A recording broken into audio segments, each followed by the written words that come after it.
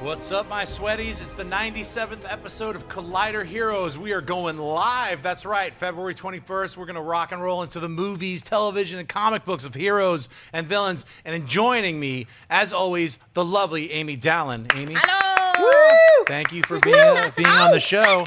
Now, that clapping that you might have heard is a very special guest. Unfortunately, Robert Meyer Burnett cannot be with us today. But we have a very special guest.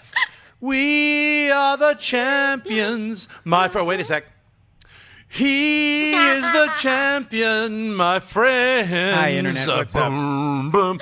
Inner Geekdom champion once again. I'm a nerd. Hector Navarro, thanks for coming on the show. Thank you so much for having me. Is man. that new This the information? best. Were you like not sure you were a nerd, but Yeah. now you know? I thought Because I've known for years. I not thought gonna lie. I may have been cool, and then this cemented it. Was that it's like no. This is where you live. Actually, you're now cooler on a different level. Ah, It's perfect. like, you become more than a nerd. I'm so proud of this bad boy. Where's Robert Meyer Burnett? I thought he'd be here. There's, show off my sometimes belt. issues happen, and it's like, look, you know what? I mean, he got that belt. I remember it was very tight because on the very first Inner Geekdom Championship, Yeah. you almost got it. He You were- stole it from you were me. It very was mine. close. It was stole basically it. in your hands, and Yeah. he took it away. Yep. Like an older giant creature Like a vulture. stealing food from a baby. Like some kind of an old Adrian Toombs vulture who's swooping in and trying to steal some And you're the some fame from young, young. plucky Peter and or Miles That's Yes. right. scenario. You flipped that script and plucked it back.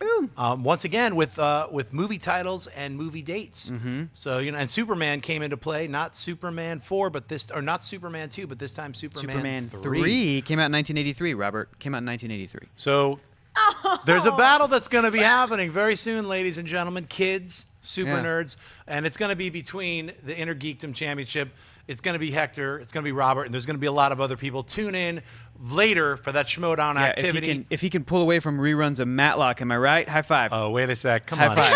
I don't even. He's so old. I don't High even. five. Come on, man. But I know what Matlock. Yeah, you do. Is. I do. Woo! Right. Hey, look. If we're gonna pull out Matlock, I'm gonna say watch Face in the Crowd. Okay, Bam, John. son. Actually, let me get the school in session. We're breaking up right now. We are gonna. There's some over here. We see our list of really exciting topics, but guess what? Sometimes things happen. We're doing this live. A big news item dropped, and let's get right into it. Bam! Let's look at that picture. And yeah, the new X-Men movie is going to be written and directed by Simon Kinberg. Wow! Our very own Frosty himself, Steven Weintraub, has broken this boiling, white-hot, sizzling super scoop. So we've heard that the X-Men Supernova title that we've heard multiple times here in Supernova, is that going to be about Dark Phoenix? Then the actress Sophie Turner, who played Jean Grey in X-Men Apocalypse, kind of busted out. I was like, yeah, I just finished Game of Thrones. Then we're shooting that next X-Men movie in June. And then we were like, what? So she said that on the carpet a week ago. Uh-oh. And now, like a boiling hot scoop is just falling into our laps. And it actually, Simon Kinberg has already written the script for this X-Men Dark Phoenix movie with It's Dark all Phoenix, you think? It's with all the youngsters Sure. from the X-Men Supernova. I mean, from the X-Men Apocalypse movie. That's a great cast pick. I know.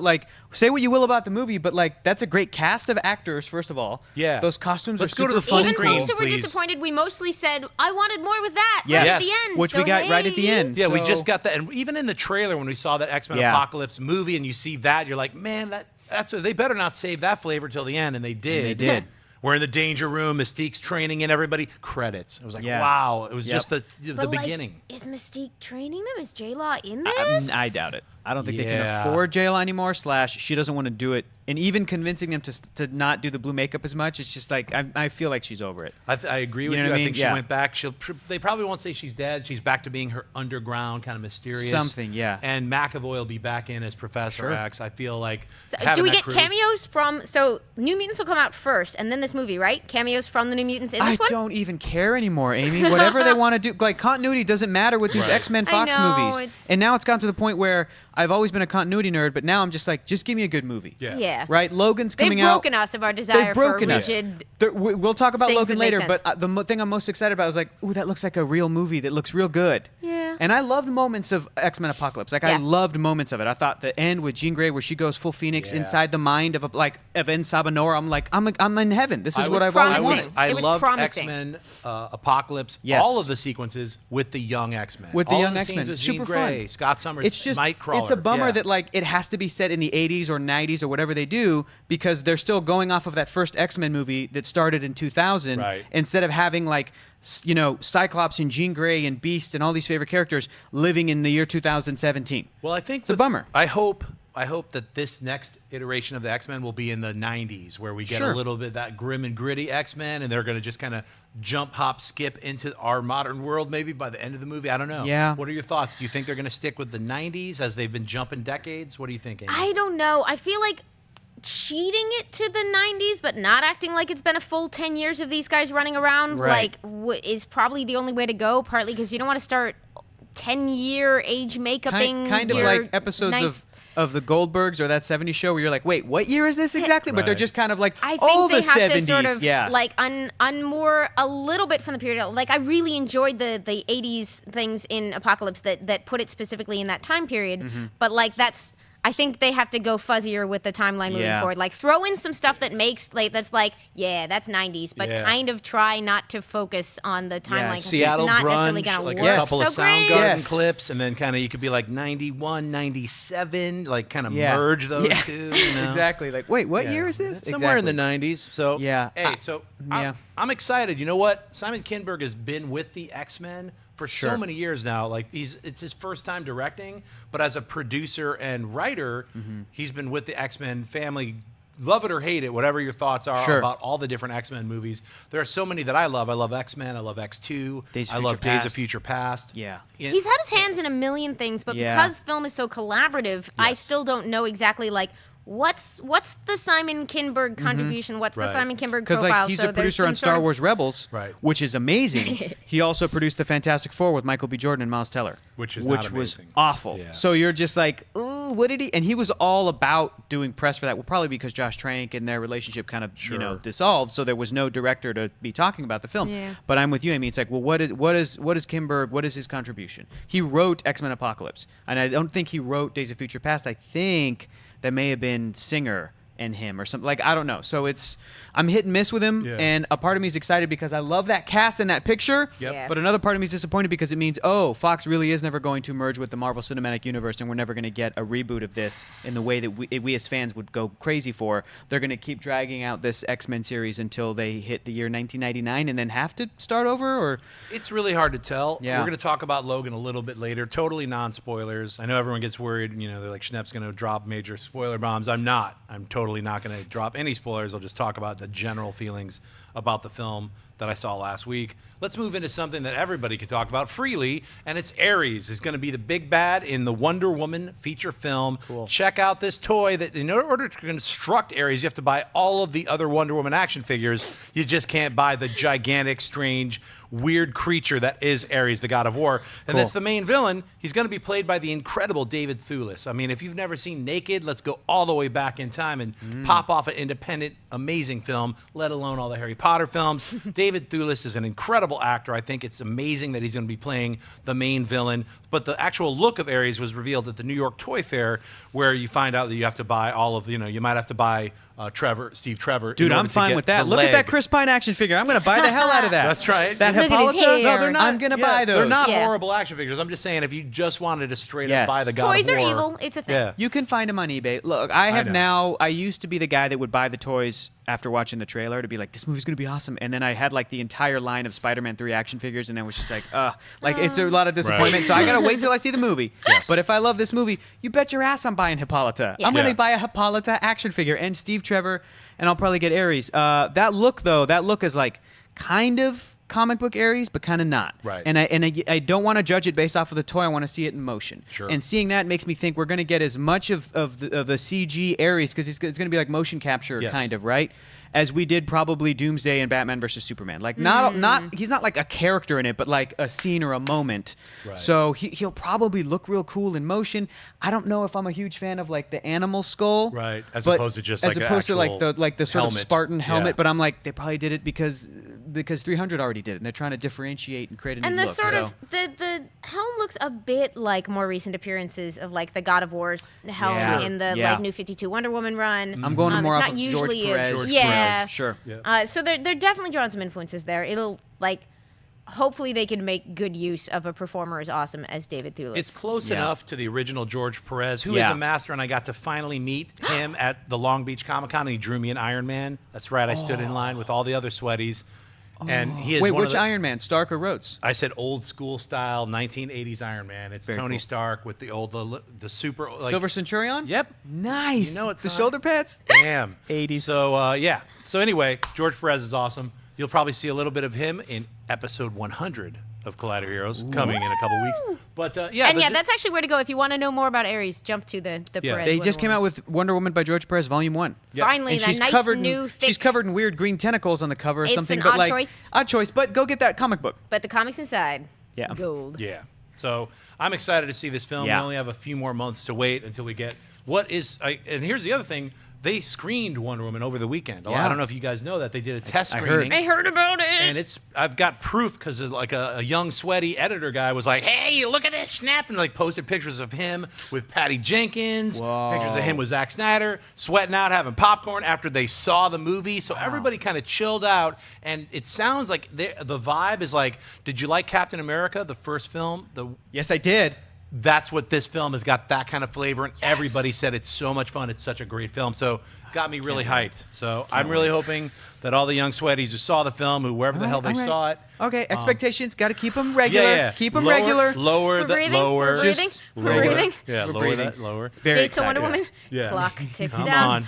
on. May, come on, baby. All right, let's move on. Number 2, we've got the Avengers Infinity War. Yeah, that's right. They released another video with the Blu-ray release of Doctor Strange. Avengers Infinity War has another look at the current production and shows some behind-the-scenes concept art that will literally get you behind, excited, beyond emotionally excited. Like, they show clips, actual video footage of Thor from Thor Ragnarok, motion capture, Hulk, fighting Thor, jumping, Yeah. doing the Jack Kirby jump that we saw at Comic-Con, San Diego Comic-Con. Yeah. Those of us who got to see that little preview, you just saw a tasty nugget of that film, that scene of Thor and Hulk jumping. Oh, it's just a CG kind of Yeah. work, like a work in progress previs. But then they dropped those images of Hela, obviously Kate Blanchett in a total Kirby design. You could tell that that's happening, I guess, is right at the beginning of the movie because that's New York, and that's probably right after Loki and Thor got Hobo Odin, and then bam, that thing happens. Hobo Something Odin? bad happens to move the story off-world. Then we see, the other concept art.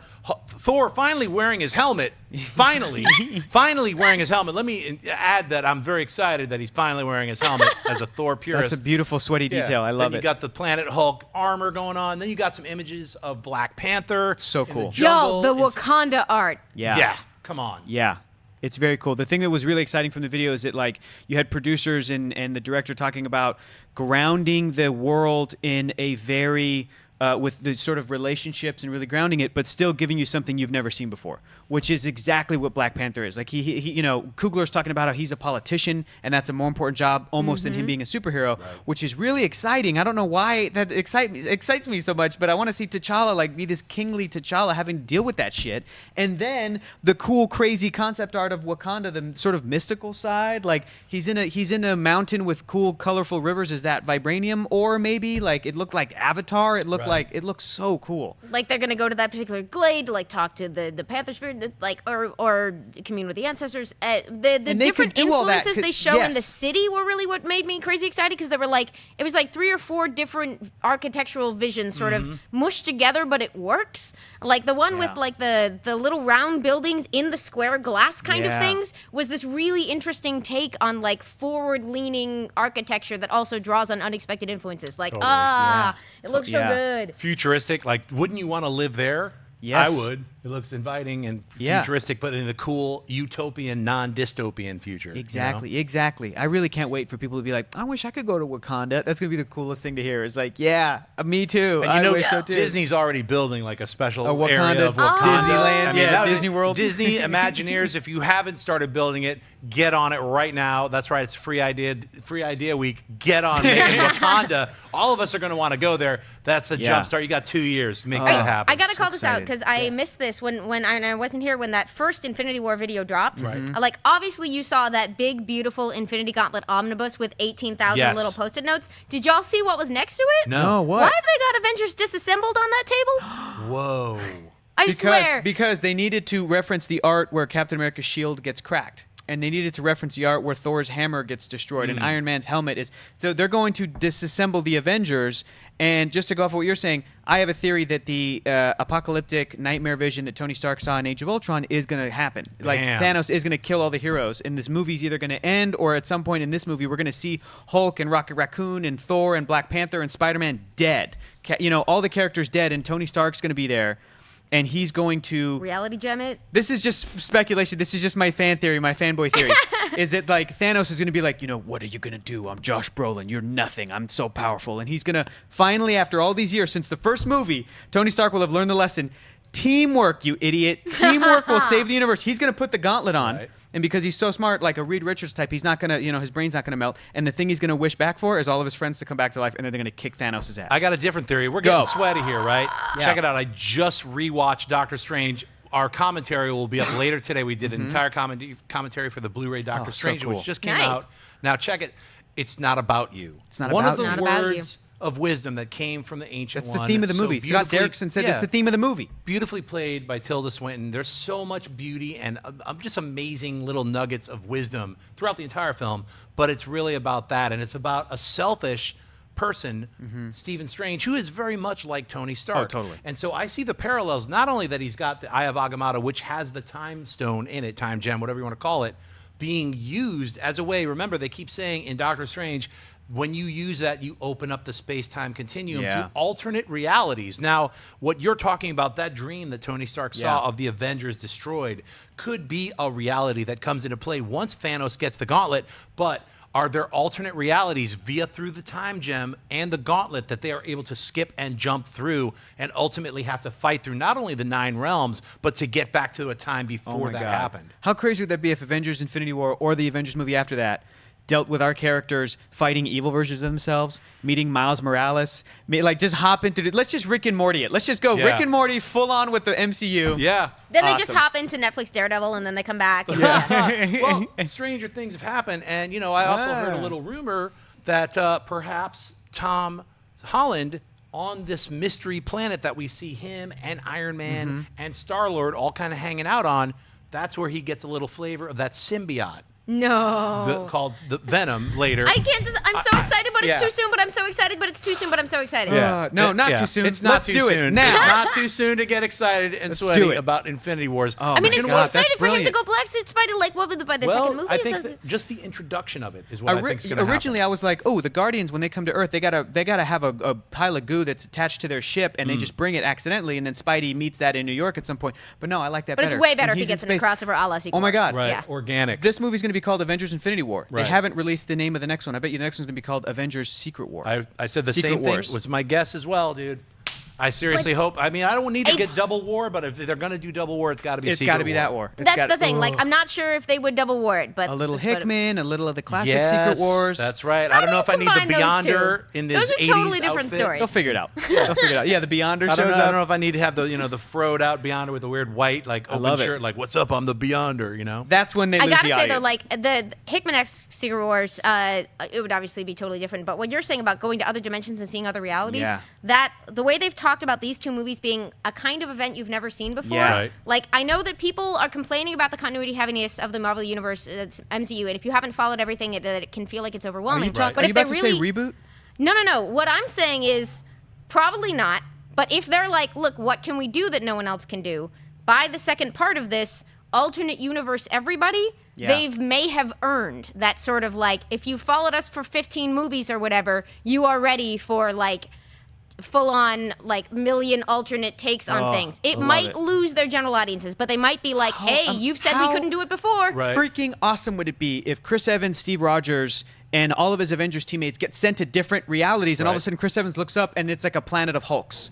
And they're then all you playing cut like to- 12 different versions of themselves. Yes. Well, here's another thing. Remember that this is towards the end of Phase 3. Now, my speculative theory is Phase 4 is going to be Fantastic Phase 4, where the Fantastic I know, Four we come want back. it. We want it so now, bad. wouldn't it be amazing if they did splinter off in a space-time continuum, and then they see different realities, and the Fantastic Four are part of this reality, and just like Crisis on Infinite Earths, Flashpoint, like these kind of like where you boil everything back together, bam, the next movie, you've reintroduced so many new For Marvel characters. Studios Marvel to has do to crisis their before universes Warner Brothers together. DC. Oh boy! Damn. I think that would really piss off some DC. I mean, people. they did Darkseid before DC Warner Bros. By being like, by having Thanos go, "Hi, I'm basically Darkseid." Like Right, they've beaten them right. to so many sort of core concepts. Talking about Wonder Woman, they did their World War II, World War, their Although, previous time period. In fairness, DC's beating them to the lady course. headline hero. Yes, Of course. most Let it not definitely. be forgotten. Of You know course. what? You know what? Who's not beating Marvel with X-Men films is Fox, because they own all the X-Men films. Let's talk about one. That's right. Logan is coming. Now this it's all I can say in a non-spoilers way, and I'm not going to ruin anything for anybody. I got to see the movie Logan last week, and believe me when I tell you, you're not ready. Whatever you're thinking, no matter how many times you've watched those trailers, you're simply not ready for the ground-shaking, visceral explosion of emotion and pain and awesomeness and action that's contained inside of this 2 hour and 20 minute some odd amount of time that you're going to be seeing this epic. It's an epic film. I want to get into a little bit of a non-spoiler talk about it. I was going to say, if you have any questions, I will answer them in a non-spoiler answer. Well, let me just I want to just state that everything you've seen in those trailers, and if you've combed through them and tried to dissect them, you might, obviously some certain things can be deductive and you can imagine, oh, that might be this or that, but they have almost revealed nothing, which is so satisfying, and that the film is so emotional, like that you will care about all of these characters. You really care about all of these characters in a way that you've never cared about any of them before, and that they have brought back, obviously, not only Logan, but Professor X, and that their relationship is really the grounding moment of not only from the very first X-Men from 18 years ago, but to see this now. I wouldn't say this lightly. I give it a 9.9. It's almost a 10 for me. Out of all the superhero movies I've ever seen in my life, this was so satisfying. Being an X-Men fan from being a little kid, reading the Stan Lee, Jack Kirby X-Men's, checking out all the different X-Men's, Neil Adams X-Men's, the brand new, all different X-Men, getting into Wolverine. I was a fan of Wolverine when he first showed up fighting the Hulk and Wendigo, so I go way back with the character Wolverine.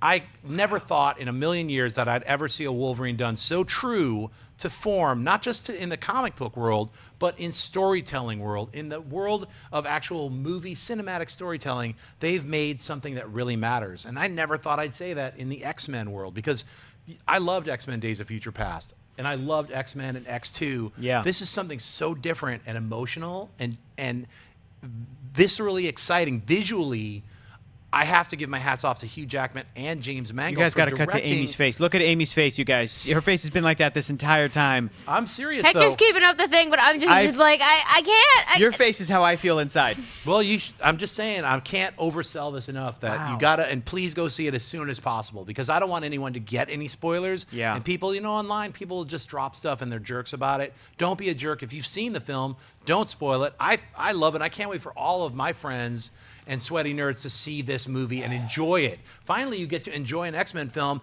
I don't care if you hated all the other X-Men films. It doesn't matter. This is so different and refreshing and satisfying.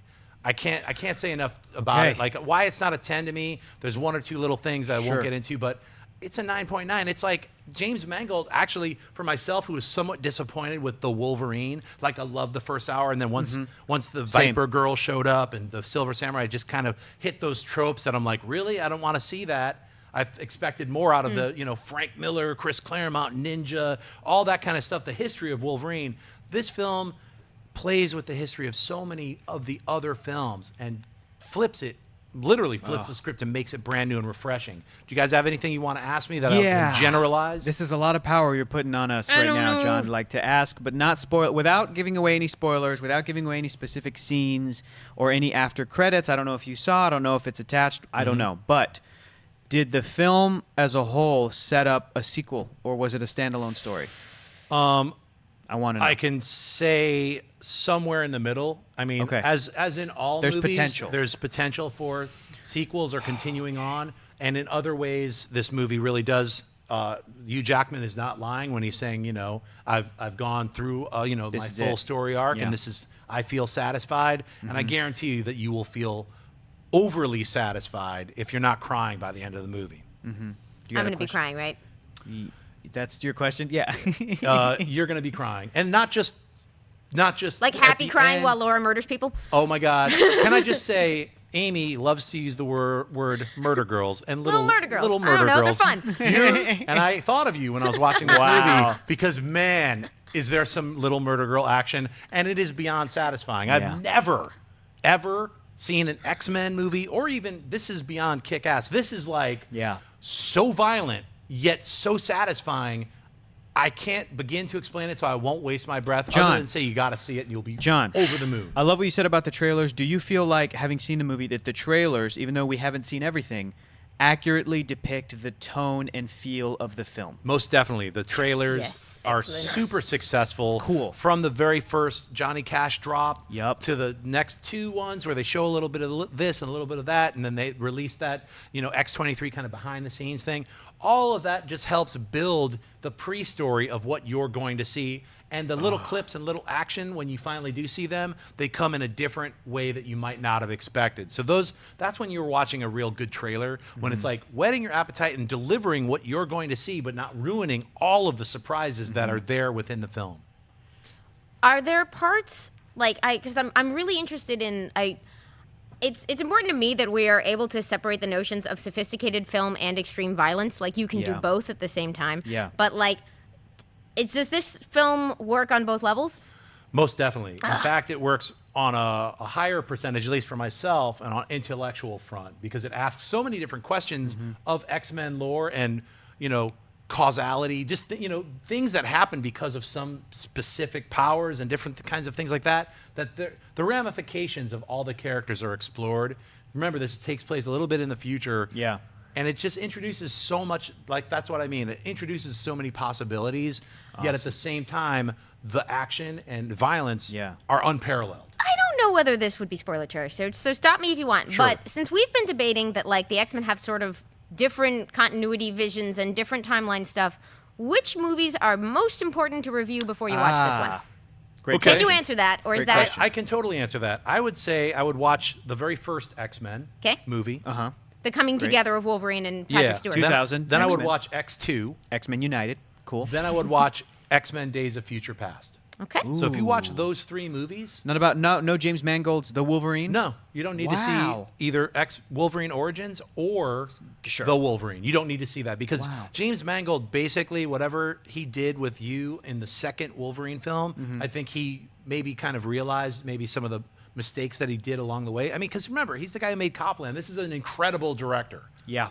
And he did Kate and Leopold. So. He did an incredible job with his, I'm not going to hold him against any of No, these man, kinds of Kate things. Leopold's a good movie, you guys. I'm just saying. I haven't seen it. All right, You just watch it to get prepped for Old Man Logan. All right. To get prepped for Logan, watch 3 Kate X-Men and Leopold. movies and Kate and Leopold. Let's do it. I'm pretty sure that was Hector him, right? says Kate and whatever. Leopold is necessary, but I don't. No. I'm just saying those three, if you want to prep yourself for this flavor, do those three love movies and then see this film. So that's all I'm going to say about it. Awesome. All right. But it comes out in a week and a half. I think it's March 3rd. So it's really close. And you're going to really love it. So definitely go out and see Logan. I'm giving it a 9.9. Let's move into some territory that I didn't want to talk about this week. Matt Reeves is not on to direct the Batman. Y'all, I was off the show for 1 week, and Batman gained and lost a new director. I mean, it's kind of crazy. So the rotating news of the week in the world of Batman is that the talks fall apart between Warner Brothers and Matt Reeves, and he might come back to the table when their both of their heads cool off. does When that they cool mean? off. So yeah, what got them so heated there a up? What are they fist fight? screaming at each other over Batman? So I just want them to figure out how to do an awesome Batman movie. I mean, at this point myself, I do this show weekly and I do movie talk and I'm friends with a bunch of nerds who are comic book lovers and have loved the Christian Bale Batmans. Yes. Also love Adam West Batmans. We just love the character We Batman. love Lego Batman. Yeah. Yes, we do. Lego Batman is unparalleled right now as one of the most entertaining Batman movies ever made. Yeah. It is so much fun and you leave the theater happy and wow, I can't believe what a great film that was. I would expect that Warner Brothers, after the Man of Steel, remember this is like 2013. Now Marvel Yeah. jump-started the whole big trend of superhero, like big budget movies successfully in 2008, and Warner Brothers was a little bit slow on the uptake. Well, getting, they purposefully. Well, they you know, were, and I don't blame 2008 them. was literally the year Dark Knight came out. Exactly. They were doing okay. I don't blame They them. just- In the year 2008, they looked over with Marvel and they're like, okay, sure, we'll see what you got. Right. No, not a big deal. And there they had the dilemma of should we move forward with some kind of a shared universe Right. thing? Should we have allowed George Miller to make his Justice League movie in Right. Australia? Well, at the same time, Christopher Nolan's doing this amazing trilogy, Right. and then The Dark Knight came out, and they're like, Chris, you do whatever you want, take your time. He goes, cool, I'm going to take 4 years Right. to do my third movie. And they went, sure, what could happen in those times? Avengers comes out. Sure. 2012. The world has changed. So I don't necessarily blame Warner Brothers for being slow on the uptake because they're like, we're going to make 3 good movies first. Right. I if get they'd it. like pulled the plug on Nolan in the I middle, get of it. this, whatever you think of Dark Knight Rises, it would have Yeah. been a crap move if they'd been like, no, change course. I Or if they agree. were like, Like- I cram agree. Superman in there, put more Metropolis references, and put, Yeah. no. And they couldn't do that with Christopher Nolan because No. he's a quality filmmaker. And that's not what Yeah. those movies are. No, First not and at all. foremost, That's I mean, not what those stories and are. like Yeah. out of all 3 of those films, I absolutely love The Dark Knight, the middle film. Sure. Yeah. And then it's for me. Then Batman Begins, and then lower on the Richter scale would be Batman I Rises go or 2 Dark Knight 3 1. Rises. I go 2 3 1, but I love them all. They're great. They're 1 and great. 3 might tie for me. They succeed at different things. Yes. I don't know. And fail at different things. Sure. Yeah. Sure. So yeah, then But neither. I don't blame him. Here's what I do blame Warner Brothers for. At some point, somebody's like, "Hey, Warner Brothers, are you going to make more superhero movies other than Batman and Superman?" And they're like, "No, we got Harry Potter. We're fine. Shut up. No, we're fine. We've got Harry Potter." And comic book fans, is me. I was a comic fan. I was like, because I'm like, now I have to hate Harry Potter for the rest of my life. Thanks a lot, Harry. I don't hate him. I don't blame Harry. Those movies are fantastic. I Right. love them. I own them all. They're great. But that, I'm like, you guys could have had a Wonder Woman 15 years ago. You guys could have had a Green Lantern 10 years ago. Sure. You guys got a Flash They 5 were a years ago. victim You of their guys own could have- success in a way because they've always had Batman and Superman Exactly. because they have been making use of it. Like, Which- as we've talked about many times, Marvel had to build from zero having sold Yeah. their most popular characters, so they were like, C-list I don't know, to take a A-list. chance on Captain America. They also- oh, go we ahead. could have, like, if DC were stuck in the same bad situation, who knows? We might be watching Martian Manhunter 4 right now. Oh my The- God, also Martian the- Manhunter the 4 would be so awesome. The unfortunate thing that happened with DC is so they had 2006's Superman Returns, which Yeah. didn't do what they wanted to do. Yeah. Then they had the Dark Knight, the Christian Bale series, which did billions of dollars. Then they had super hit. 2011 Green Green Lantern. So Green Lantern was Yeah. maybe going to be part of the same universe, but they already decided against the Superman, the Bryan Singer Superman being Mm-hmm. sequelized. So they're like, well, we're going to have to reboot that, but we might bring Green Lantern in. Green Lantern was a big failure, so they were like, we're not going to do that. So the Man of Steel 2013. was technically 2013 started off this new universe. I actually like Man of Steel quite a bit. I think it's a too. good film, Me too. especially with like starting Did you, fresh. Did you see it, Amy? I did see it. Did you see Batman vs Superman? I did. We've talked. Oh, but yeah, there- sure. Back to John. Well, yeah, no, I mean, look, I'm not going to monopolize it. All I'm saying is like, we've got certain things that worked and certain things that didn't. Yes. And unfortunately, after 2013, I think Warner Brothers executives on the DC superhero side were a little cold feet because of Green Lantern. They were afraid to, Sure. well, Which what do we do? technically is what we're asking for, was then to take a chance on something else. Yeah. Like, Yeah. it didn't work out with Green And Lantern. so it didn't work out. So they're like tentatively going to make a Man of Steel 2, and they know they got to make a Batman. Yeah. And that's where I think the mistakes happened. They started to just try to cram everything into Batman v Superman: Dawn of Justice. You throw Wonder Woman in there. You throw not only Lex Luthor, you throw Doomsday. You throw in way too many storylines and reintroduce Batman and minimalize Superman in his own sequel. A lot of these issues, though I've said I really do like the Ultimate Cut. Sure. As an overall satisfying superhero film, it's it works and it doesn't work. It's not like for myself, I can't rewatch it as an entire movie now. I've seen the Ultimate Cut. I'm like, that's cool. There's many films that I rewatch every year. There's many films that I'll watch once every 5 years. So, but for me, that movie is really scenes. Like Yeah. these scenes work for me and the rest of the movie doesn't. Yeah. So now we fall upon Suicide Squad once again.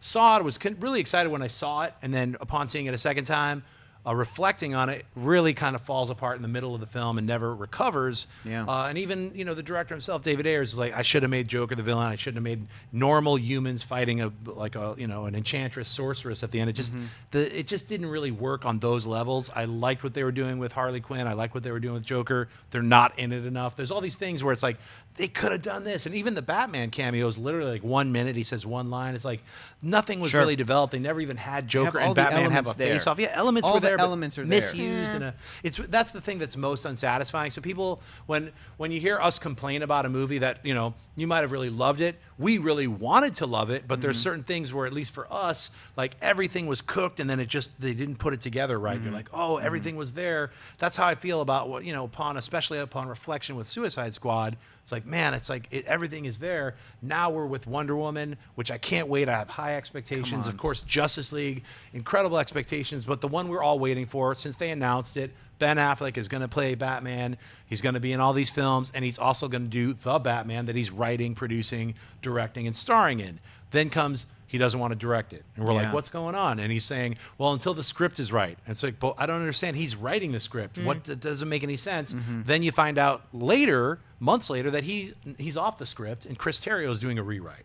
So that's the script that he's talking about when he says until the script is right. He's already delivered his script with Jeff Johns months ago. You got to put this into perspective. Yeah. He's not talking about his script anymore. He's talking about someone else taking his script, his vision that he's going to direct, and changing it. Why? Because executive producers are trying to cram too many things in. At the same time, they fired the second Flash director. At the same time, they do a page one rewrite on the Flash. It's like, things are not working in the DC cinematic universe. It's obvious. It's like you can't, cover that up. It's not just smoke, it's on fire. The building is on fire, and we're just watching it burn. So to me, as a fan of DC properties, as a fan and a purchaser every week of DC Comics, you're effing up. You're failing. All the executives who are in charge of the DC Comics universe are screwing up, and it's sort of sad for all the fans to watch this happen. And it's happening in real time, and whatever your contracts are, the NDAs are failing as well, because we're just finding out about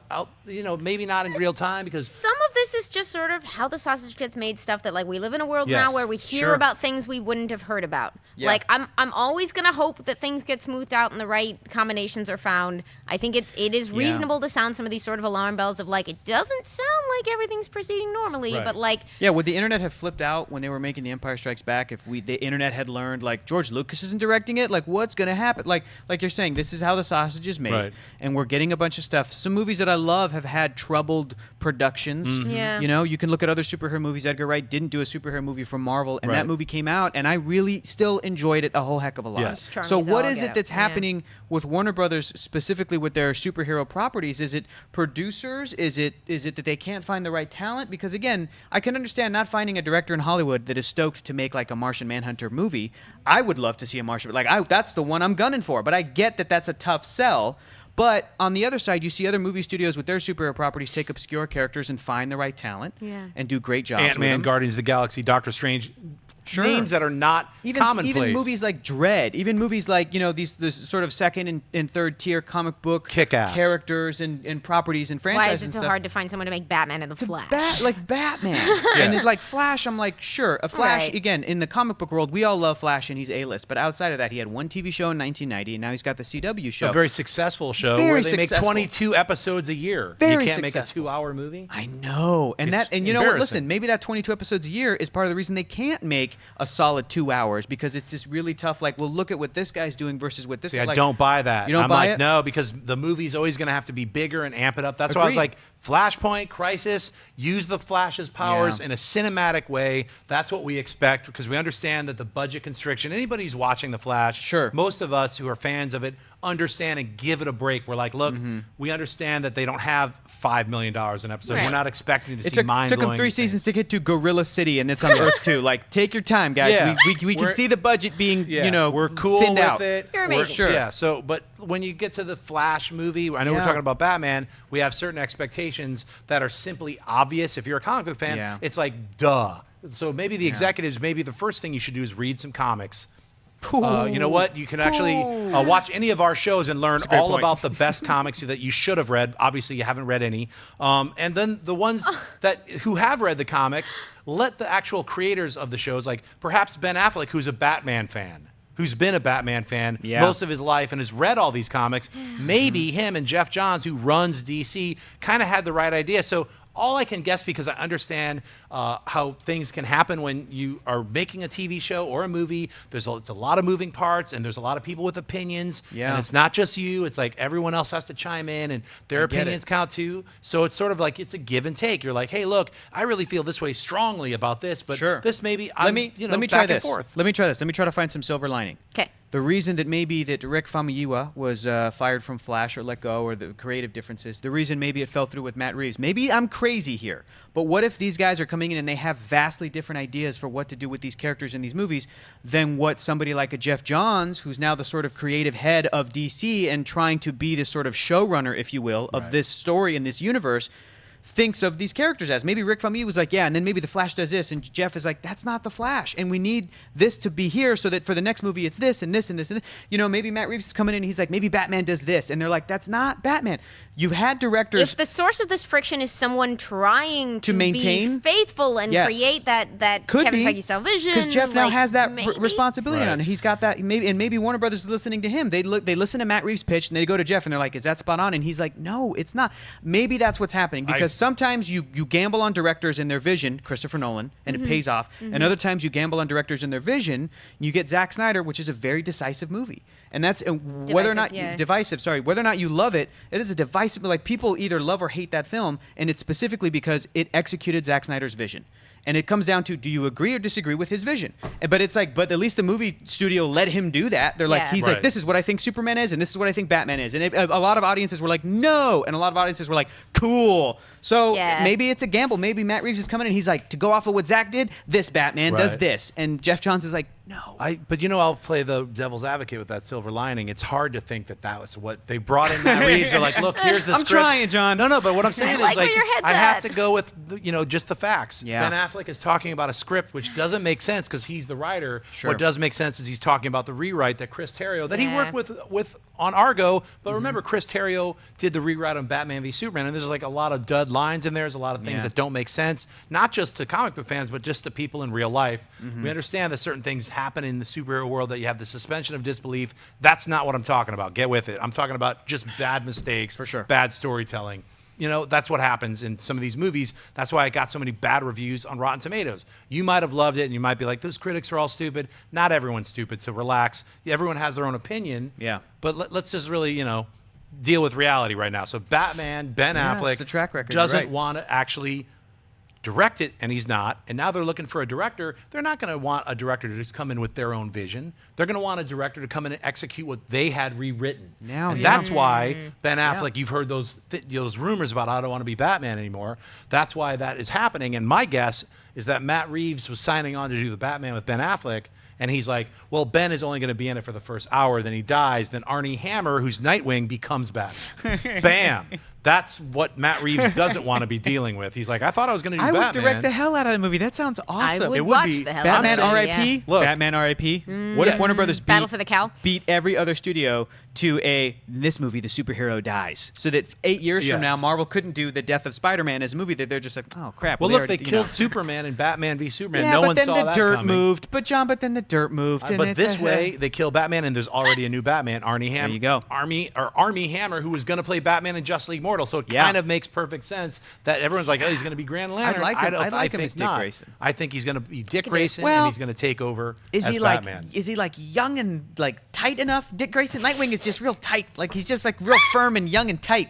I don't know. Hammer's more of like a Hal Jordan. He's like a I don't stocky know about guy. the young and tight part. Look, you ask a lot of your Hammer's audience. in good shape. There's two kinds of people that are Nightwing fans. There's fans of Nightwings and there's fans of Nightwing's butt. So I'm just saying, There's you got a lot of overlap there. That's a honest. nice Venn diagram if you get my Now, drift. I don't But know I'm what just kind of- saying. Well, if you're talking about a striated, like strangely overly muscular butt, Yeah. I don't know if that's going to be Armie Hammer's butt. True. We don't really need more butt shots in Batman. I think I had enough in Batman and Robin. I don't need a redux on that.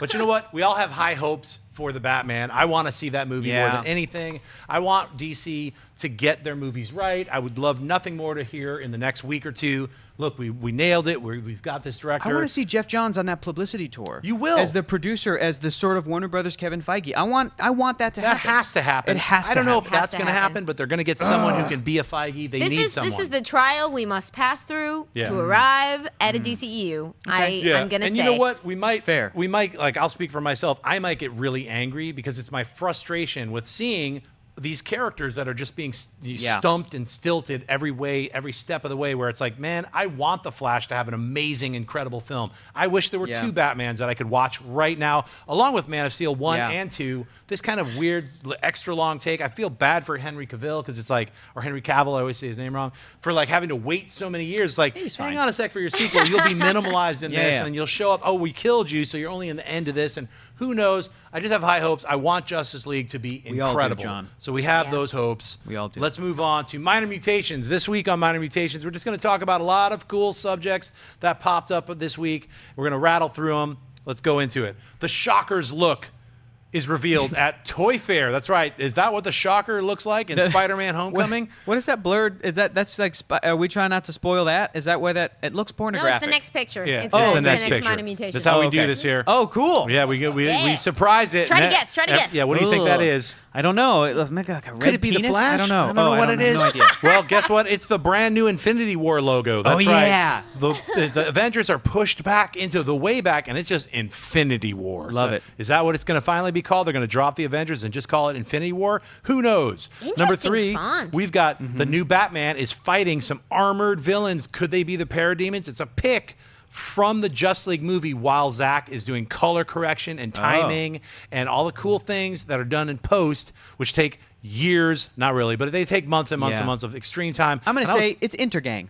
That's what I'll say. Nice. Armored group we haven't seen in the movies yet. Intergang. That still looks like a beautiful painting. And if that's moving, I'm like, wow. I mean, Zack Snyder is really a skilled director. And when he puts his mind Very to it, beautiful things. you get some really beautiful action sequences. So Vision. I'm looking Great forward visuals. to that. Next, we got Wonder Woman picked. Oh, cool. They're out in Empire Magazine. There's a whole bunch of flavor in there. Support our British friends. Empire Magazine, they're always getting the exclusive scoops. Love that magazine. Number 5, is Namor the Submariner shooting in Hawaii?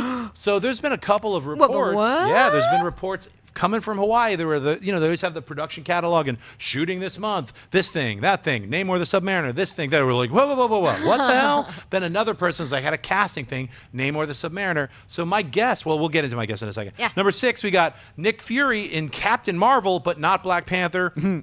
Samuel L. Jackson had some words to go into about that. Number 7, we got Kevin Smith is doing Spawn's Sam and Twitch for the BBC. That's right, he's doing a Spawn side characters series. And finally, we got David F. Sandberg is up for directing Shazam. Bam. So if you don't know who David F. Sandberg is, he's the guy who directed Lights Out, which is that creepy supernatural film. James Wan hired him to do Annabelle 2. So he's from the horror genre. Now he's doing that like extra, like the big blue cheese Shazam. And I'm like, you know what? That excites me because he's an incredibly good director. So we saw Scott Derrickson jump from horror movies into Doctor Strange. Now that rumor, is that on Shazam or Black Adam? No, that's for Shazam. Okay. Yeah, they're announcing Shazam director Because they before. split the movie up, right? Yeah, Is that they still did. a thing? Yeah. I There's lost no track. director for Black Well, Adam. see, now yet. you guys just made it make sense in my head because Doctor Strange, Scott Derrickson makes sense coming from the horror genre. Yeah. James Wan, even to Aquaman, when people were like, what? My first thought was Volume 1 of Aquaman New 52, but written by Jeff Johns, The Trench, where you have those like horrific characters from the deep, Oh, you yeah. know, I'm like, And he's talked about, James Wan's that talked makes about sense. the Trench. That makes sense. But this one didn't make sense to me. But you just reminded me that it's probably going to really focus on Black Adam, as played by The Rock, or be split into 2 movies. It makes sense that they would get for a horror director. I would love it if Shazam was real fun, like a fun kids movie. But if you want to have a horror director come in and show us how horrifying Black Adam is, crushing skulls and killing people in the Middle Ages or back in the Egyptian times, or even today, I guess go for it, but also just like let a kid say Shazam and turn into a big character and fly around and have fun. I think that you'll still get happens. that. Big I hope so. I think you'll get that. I think the reason they hired him is because he's super talented and they were Good. able to just look beyond. Like he's a great horror director. style, sure. And like look at Sam Raimi. He started with horror. You have Yeah. to look at Yeah. all these amazing directors. Dang good who, point. He did The Gift right before Oh, Spider-Man. Yeah. So I mean, he did 3 Spider-Mans, and he's an incredible director. So you have to look at like the talent inherent within. Love and it. if you like, I loved Lights Out, and I saw an incredible director when I saw Lights I'm gonna Out. have to I check it out. guess it's a So- good way to show off your chops. A, for working within usually some pretty hefty limitations, Yes. but Correct. B, for like a mode of heightened storytelling where you're depending on sort of like you need to get people really invested in these characters and this sort of larger than life stuff that happens to them. So that skill set should transition pretty well. Agreed. But I would have thought more of grabbing from like the comedy movies director pull like some great comedy directors from there to maybe make Shazam, because that just makes more sense to me. But Yeah. I mean, the guys, Russo brothers started with Community and a bunch of comedies, and look at the amazing Soldier world that and- they're doing right now. Exactly. So I mean, Taika I think Waititi. Very you exciting. know, Hopefully gonna bring comedy, Very tragedy, exciting. horror. You get the full gamut to be Yeah. able to do superhero films. Yeah. I was going to mention Namor the Submariner. Yeah, what the So heck? My guess is that it's actually a pilot. So we always hear Boo, about no. but what we hear about, like, they're making a Runaways pilot, or they're making Cloak and Dagger. Yeah. Those are calculated things that we have been told because they want that press and they release the information to us nerds. Mainly, 90% of any pilot you'll never hear about because True. that's how pilots are made. Wonder Right. Woman, They're- never saw it. Exactly. Aquaman pilot, never saw it. I saw the Wonder Woman pilot. Yeah, I saw the Wonder Woman pilot. I want to see it. Yeah. You know what? There's elements there that might have worked. But anyway. Casting. Okay. Yeah. Okay, great. But what I'm saying is most pilots you'll never hear about. Yeah. I've done 3 pilots that no one's ever seen. It's like when you work in the business, you end up doing these things, and either they're successful or they're not. Or the studio passes, they're like, well, that's not going to work. Or the president of the studio is fired, and then you're left with holding a pilot, which is what happened to me. I was like, it happens all the time. Yeah. And guess what? It's not a pretty world to live in Hollywood and try to make stuff and So why is have this a fun. TV show and not a movie? Because there's rights issues, just like the Hulk. The Hulk has to be in Avengers, can't be an individual movie. Or they're going to be paying. Because Exactly. Universal might still attain the rights, Oh, but yeah. Marvel can circumvent that by being like, well, we can put any of our characters on TV. You got it, Which is baby. why Fox or whoever needed to go to Marvel Television to be like, can we make Legion? Yep. Because they own the rights even to X-Men characters. Like, if they wanted to, they could introduce Wolverine in Agents of S.H.I.E.L.D. and have a Marvel Cinematic Universe version of Wolverine. Are you And- serious? yeah, absolutely. I assumed they would need Fox's clearance for that. Well, I think maybe you might be right, but like Marvel Television owns the rights to everything Marvel TV Television, wise. no, it's true. Marvel Television owns the rights not just to everything outside of films, but Yeah. T-shirts, video Yes. games, and Then why toys. the freaking heck aren't there Well, check it. mutants instead of humans? No, on no, no. Agents of S.H.I.E.L.D.? I keep saying this, and I firmly believe it until I'm proven wrong. I feel like the trade, because Fox Yeah. is losing so much money on merchandise, if they could just make that tasty, like, Wolverine game or X-Men video game, which they can't, because Marvel has that flavor. Yeah. Marvel has all of that. Not just the comics, but everything except the films. They can't even make action figures without, like, pleading and begging for Marvel. So guess what? If Marvel's like, look, man, look, check it out. We'll give you half. You can make all this stuff. We just get half of the money. Yeah. Give us back Fantastic Four. You can have half of all this. Yeah. This is billions Yeah. of dollars. Billions. So even if anybody from Fox listening, get on it. Trade Make it. that happen. Trade it up, son. that Get trade. that money. Buy, sell, buy, sell. So yeah, the Namor thing. I personally think it's a pilot. Anything else? Okay. Anything you guys want to talk about? Like I want to Do say. you think they're trying to loop that into Inhumans? No, Okay. I don't. Okay. I don't feel like. I don't think. I think what they're going Because to it's do like is. Namor's like a mutant, but also an Atlantean. Yeah. And the Inhumans are not mutants, but they're Kree offshoots I of think they humanity. want to like, keep that totally separate. Okay, Yeah. okay. That's my guess. Okay. Did y'all? I think it was like minutes before we went to air. Did y'all see? Debbie on Twitter tweeted at us the new casting for Inhumans. No. Oh, somebody from Game of Thrones. Yeah, Of course. Ramsey Bolton. Really? Is he Mad playing Max. Maximus? He's playing Maximus. Maximus. Oh my Actually god, that perfect is casting. It's so good. that perfect is- casting. That is beyond perfect casting. Yes. Like now that I just saw the Jack Kirby face of Maximus with that evil Ramsey Bolton's face.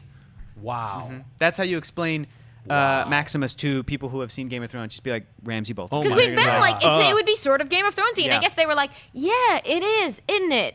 Bam. You're right. Yeah. But what's going to be interesting is we have to see the sort of the charming together, lovable side of him, which is going to be real creepy for Yeah. like Right. the viewers are going to be sharply split into the people who like can't stand the sight of him immediately, and the people who are like, this is a handsome guy. Who's What's this wrong guy? with you No, he's guys? a And then he trickster. turns Yeah. on the Hope he crazy, doesn't and you're turn like, evil. oh.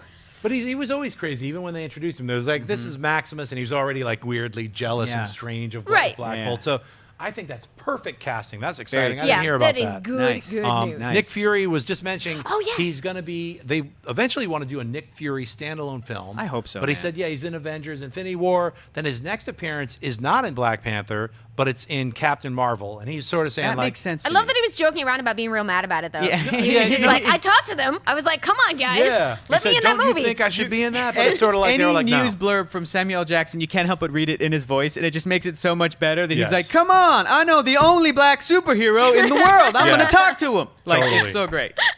But on the other hand, it'll be really awesome to have him in Captain Marvel. Yeah, of Yeah, course. I That think, one you makes know, sense. That's a grounding element. We don't know how they're going to introduce I'm waiting her, for Don but- Cheadle in Captain Marvel. I'm waiting for Jim Rhodes to show up. Come on, though. Well, but So what's that's interesting? quite an age difference. I know, Yeah, they, I know. they keep creating these age gaps. She's but like 25, 30, and he's like 50. Like, it's a weird. Huh. They've had a thing in the comics. But just I so you want know. them to kiss. Mwah, mwah, mwah. All right. we Well, gotta go with it. anything else pop off before we go into the Twitter questions? No. All right, let's rock and roll. Twitter questions. Mark W. Newman asks, I'd love to see a sinister, smart version of Parasite in Man of Steel 2. How about you? Speaking of, any new info on Man of Steel 2? We know what Hector thinks. What do you think? Parasite? I mean, I wouldn't be against it. It'd be No. an interesting way to go. You know what It'd be I would kind of a want to strange see? follow-up. I want to see the Grant Morrison All-Star Superman version of Parasite. That cool mouth, that teeth mouth thing. Yeah, and it's a creature Yeah. that is just used once again by Lex Luthor, just like how Doomsday was used. Yep. I think that's a Yep. perfect version of Parasite as a beast, a fucking mindless kind of creature, a beast. There's a lot of other characters that I think Superman, Come on. Man of Steel can be used. Come on, say it. Metallo, I would say Mongol. I Come would on, say yeah. who? The big one. Brainiac. I don't Oh need yeah, a of smart. course, yeah, duh. yeah, I don't need a smart Parasite. Yes. Parasite it should be used the same way that like Paul Giamatti was using the Amazing Spider-Man 2 as Rhino, just like a one and done. Yeah, Get yeah. Superman to get this guy out In of the fact- way. Yeah. Yeah. The movie should be Brainiac. I'm glad you Brainiac. brought Brainiac would then make Parasite. Yeah. So it's like That you makes have, sense. Yeah, you have all those kinds Parasite's of things. from another planet. He comes Yeah. out of a bottle city. I don't care, but just give me Brainiac. Yeah, you get John Peters' original Skull idea. Yeah. It's a collection. Brainiac's been collecting creatures. Cool. Release the Parasite, whatever. But good question. Yeah, awesome. Do we All have right. any new info on Man of Steel 2? We actually don't, Yeah, unfortunately. weird. And we won't until they put Batman in that movie. Yeah. And then we'll get all the news. Well, here's the thing: is We'll like really care. we won't find out about Man of Steel until they can actually announce when Batman's coming out, That's and they true. can't do that until they and they're figure probably out what waiting they're until doing. Justice League later this year because Yeah. it's like, well, how are they going to make Man of Steel 2? Superman died. Right. And then they have to have Gotta Justice League has to reveal come out, and then him. we have to figure out how he comes back, and then go balance from there. Justice League 2 with Man of Steel 2 and Mm-hmm. the Batman movie. Headaches ensue. Jay Miller asks, "Are you concerned about Homecoming having too many MCU tie-ins, cameos?" Nope. I want this to be a Spider-Man movie. It'll be a Spider-Man movie. Yeah, I wouldn't worry about tie-ins or cameos. I think in order to tie it into the Marvel Cinematic Universe, we already got Spider-Man in Civil War. Wasn't that a lot of fun? We got a fantastic new version of Spider-Man. Literally, I think total screen time maybe 11 minutes. Can't wait to see Spider-Man Homecoming. We've got Iron Man in there. I'm guessing there'll be a little cameo of Chris Evans, and that's it. We're going to see a little bit of the man. Marvel Cinematic Universe. You got a Yeah. little bit of Iron Man. You got a little bit of Captain America. I think And, your fear you is know. reasonable, but it's going to be okay. Yeah. That's where I kind of come down on this one. Like, Agreed. I get not wanting it to be overwhelmed, but, like, I have too much faith in the good taste of the people Yeah. making this. I have been reading Spider-Man comics since I could read, and part of that world is that when he was a kid, Uncle Ben would read him Captain America comics. And another part of his world is that his parents, Richard and Mary Parker, their big secret that the Mark Webb Spider-Man movies tried to hint at, it was that they're S.H.I.E.L.D. agents. Right. They're sort of S.H.I.E.L.D. like agents. that. I I'm not love a that idea. Huge fan of it. I love Get it outta because here, it Amy. takes So something away great. from Peter Parker's every madness. Is every Right. madness? Sure. But it also means that family, that he comes from hero stock. And to me, it's the same Ordinary idea. people are hero stock. That's the Yes, whole point. I know, but to me, it comes from the idea of now. If you want to make them Shield scientists, the sort of the way that they did with like the Ultimate Universe, fine. But I just love that his parents, Richard and Mary, knew Nick Fury, knew this and that, Mm-hmm. and Bruce Banner, and whatever. But it's the same as the idea from like Superman the animated series in 1996. They had that first pilot episode set on Krypton, and Jor-El was running around stealing bikes and being a badass. And it's like, does it take away from Superman his specialness and how he was raised? No. What it means is that even if Superman didn't have powers from a yellow sun, he comes from hero stock. So even if Peter never got bitten by a spider, he would be a hero. Would he be a S.H.I.E.L.D. agent? No. But he'd be a good dude. I totally disagree. I hear your point, but I feel like hero stock is inherent with every single human being. All You right, can be now a I hero. feel like a jerk. They guys are making me like a real dick. no. Great. It's just now I your- sound like Ayn Rand over it's- here. Like, it's- no, there's only special people, and that is it. Great. No, it's just great. It's just your strange, wrong opinion. Hector. No. Thanks, No, John. I mean, Thanks, honestly, Amy. I just feel like it's like No, what no, makes guys. I also Spider-Man- love Captain America over Red Skull. No, me too. I Captain love him America's too. parents weren't superheroes. I know, but he no, wanted to fight as a scrawny Yeah. person. He got I kicked also out. hate He bullies. wasn't even. I don't care where they're from. All Damn right. it. Well, we're just saying, we agree to disagree. Speaking of Agents of S.H.I.E.L.D., James Howlett asks, would Agents of S.H.I.E.L.D. benefit from Nice name, having... James Howlett. what is it? James DC Howlett. Sinestro. That's 2 and 1. Oh, That's right, a yeah, twofer. DC Sinestro. Would Agents of S.H.I.E.L.D. benefit from having volumes within seasons, like with a 3-episode, season 3, a 6-episode story arc with 3 of them, not just one long continuing story like the life model decoys? What do you think? Are you currently watching? I'm not Agents caught of up, but S.H.I.E.L.D.? I've seen a lot of Agents of S.H.I.E.L.D., and I probably, but I don't think it's something that they need to. I feel like they already kind of advertise it that way anyway. Like they go to the fall season comes back, and it's like Agents of S.H.I.E.L.D. Shield, Ghost Rider, Right. because it's Yeah. like a number of episode arc, and then when that's done, they're like Agents of Shield, LMD, Life Right. Model D. Like they're already kind of advertising like Yeah. that. I don't necessarily need like actual designated breaks. You know, I don't know if it would necessarily help. I'm probably going to binge season 3 when it's all said and done. Yep. Same here. So I don't know. I mean, I think they already kind of do that, Yeah. but would it benefit in terms of storytelling? I'm not caught up. I'll tell you what, Netflix will benefit from less seasons for their Marvel shows, and I think they've caught on, which is why Less they're giving episodes, Punisher less perhaps, yeah. episodes is what I meant. Yeah. Less episodes. They're giving Punisher 8. They're giving Defenders 8. So I Right. think they've caught on. So Right. I think a lot of the times in TV, less is more. Yeah, I feel you're 100% right. Not that any of those episodes from Daredevil sucked. No. But if it was 10 instead of 13, Yeah. it might have been they were able to strengthen it. Maybe, it's hard to be like, well, which notes should I cut out? I'm not trying to Yeah. say cut things out, but I felt like tightening it perhaps. What are your thoughts? I'm going to tend to agree. I'm also not caught up on Agents of S.H.I.E.L.D., Mm-hmm. though. Like, I've noticed what you have, which is that they are trying to sort of play, like, in their advertisement and promotion to the sort of, like, here's our focus during this period of time, here's our focus during this Which is period cool. of time. So I think they're already on your track. Yeah, I think I agree with both of you. I think that's a good idea, and they are doing it. Whether they have to actually say and break it up, physically, like this 6-episode thing. Instead, they're doing it like you said. This is Ghost Rider. Now we got LMD. But they also, if they don't plant some seeds that they're going to try to pay off the end of a season, they're really going to disappoint. Like, Right. we're very open to alternate models of storytelling, but they are still on a network. They need to Yeah. deliver something in 22 episodes that people sort of recognize on a certain level. Right. So I get that they're like, Yeah. if you don't have a big, like,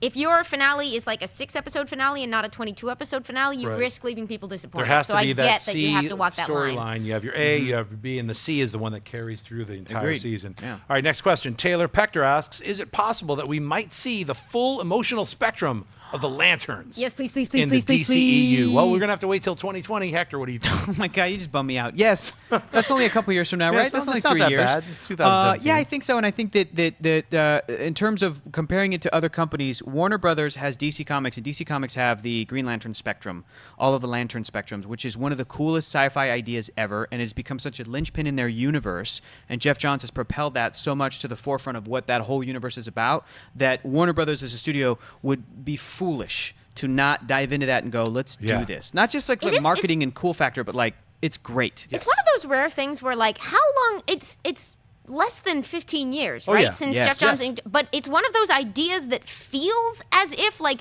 it's easy to forget that there wasn't a full emotional Yes, spectrum in right. the 60s and 70s and 80s because it was so tonally perfect for the Green Lantern universe, and it wove together so many wonderful disparate pieces of the mythology. Mm-hmm. It wove together Star Sapphire and the weakness to yellow and all this stuff that had sort of, like, come, like, it's crazy to me to think that this didn't exist for the decades and decades of Green Lantern storytelling because it's Yeah. so vital and rich. I think it also so yeah, opens they'd up- be nuts not to eventually go there. It opens up for them to do the Green Lantern Corps and make like the space army, the space buddy cop film that they're talking about doing. Yeah. That's the one thing that I think they did successful in that Green Lantern feature film with Ryan Reynolds is going to Oa. I liked those scenes on Oa. I liked all the different lanterns. I liked the training sequences. I just wish they didn't have to didn't go hate that fight movie, a y'all. brown cloud. Michael Clark Duncan as the voice of Kilowog was perfect Yeah, casting. I- R.I.P. I miss him, It and was I a wish lot of he was fun, still and here I to do think it. they Yeah. really kind of captured that for Sure. myself. As far as also a lot of Green Lantern comics that I read had that But kind you of want like more. You want all the colors. Yeah, Look, that movie yeah. was kind of trapped between Earth and Oa, Yeah. trying to do both at the same time, and, Yeah. and it was tough. It was maybe too much for one Green movie. Lantern but, Corps like, could be what DC needs to be the Guardians of the Galaxy. Oh, It's like absolutely. literally it's all there. Absolutely. They have that universe. It's built. Even more so. I mean, Yeah. the Guardians is fun, but like, let's be real. Like, one of those is hugely epic, and the other one's like a fun romp with Yes. some characters that we love. But like, the epic thing is so cool. Yeah. It's a great advantage that they have. Want also, them to get that. Legacy characters. Legacy characters. Let's get a Teen Titans movie. Let's get it going. I think we're going to see that. So, I mean, my guess is with Nightwing becoming Batman, you already introduced Cyborg. I think Okay. my personal thoughts is that the Cyborg movie is going to transform into a movie called Titans. I love it. And we're Give going to me that get Beast all Boy of those Cyborg. characters. They might not all be teen Titans. I think some of them will be teens. Cool. Some of them will be a little bit older, but that's my personal hope. Or if it even is still called Cyborg, it's the beginning of the Titans. But sweaty question of the week comes out from Sid Gautam.